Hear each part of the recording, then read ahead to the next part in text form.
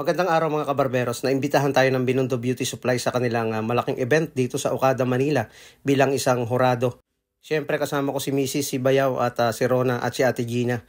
Dito kami pumunta medyo maaga-aga pa, mga 12 ng tanghali. Saktong-sakto andito na kami sa event place.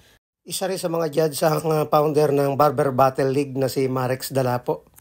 At iba pang mga magja-judge para sa iba't ibang klase ng event dito sa October Beauty Fest 2025 ng Binondo Beauty Supply.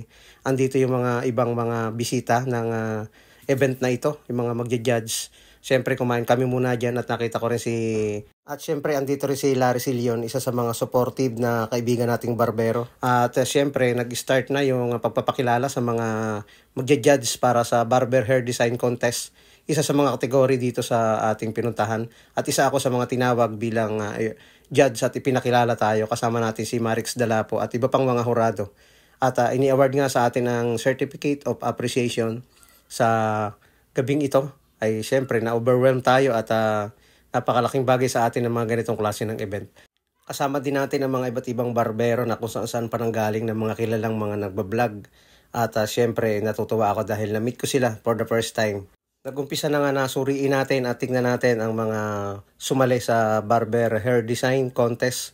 At syempre yung mga model yung nasa stage at hinanap natin yung mga karapat-dapat na mananalo dito sa event na ito. Ayun na nga at ini-award na yung mga nanalo.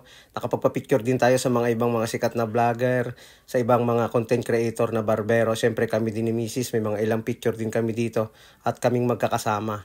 At syempre ang mga grupo ng mga nag-judge. Maraming salamat sa inyong lahat.